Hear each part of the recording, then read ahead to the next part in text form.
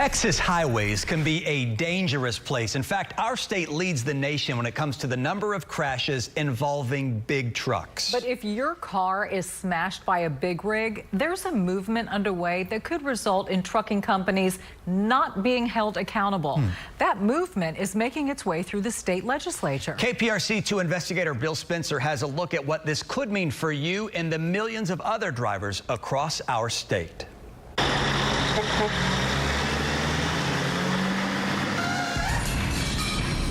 This crash, this driver, this truck,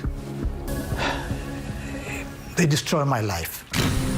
On April 3rd, 2018, Martine Mata of Katy was nearly killed after being involved in an accident with an 80,000-pound, 18-wheeler big rig truck that crushed his car and dragged Martine and the vehicle more than 700 feet down I-45. For more than 2 months, Martine lay in a coma with multiple broken bones and severe organ damage. That I spent 2 months and 10 days in a ICU room, okay? That's when I received 22 different surgeries. 1, 2. Now, almost 3 years later, Martine is still recovering and fighting new proposed legislation in Austin, House Bill 19, a bill Martine believes greatly reduces the average driver's rights to sue big truck companies. House Bill 19 is pretty sad. Truck companies, they should be held accountable when they don't maintain their trucks.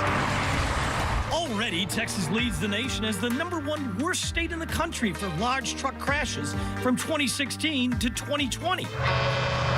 And from 2009 to 2019, the number of fatalities involving big rigs in Texas jumped 105%, from 318 to 652. The trucking legislation will only make our roads more dangerous in Texas. Ware Wendell is with Texas Watch, a nonprofit consumer safety group who says House Bill 19 is bad for all of us who share the road with big rigs and commercial vehicles. The bill takes the focus away from trucking companies' misconduct, their wrongdoing, their safety violations. It focuses it instead just on the trucking driver's conduct in the seconds leading up to the crash. He says the bill also limits the amount of time you can look back at a trucking company's maintenance and safety records to just 2 years. What we're seeing right now is an astronomical increase in the number of lawsuits that are being filed after vehicle accidents in Texas, 118% over the last 10 years.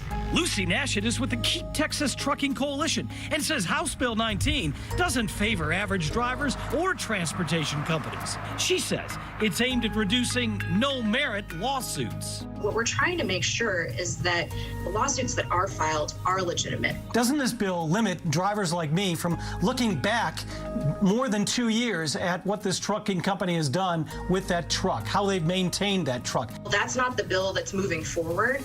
There's going to be a substitute bill that's introduced that has no limitations on the time that you can look back.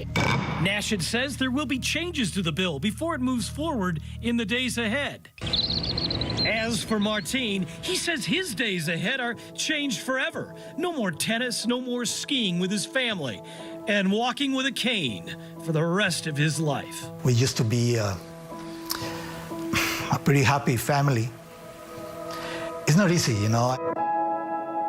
You need to know that Martine is suing the trucking company involved in his highway accident, alleging that the truck did not have an anti-lock braking system, no brake lights, and no automatic brake adjusters. He goes to court in September.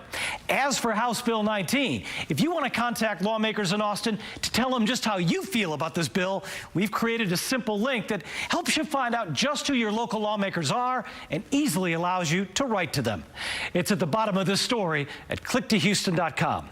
I'm Bill Spencer. KPRC 2 investigates.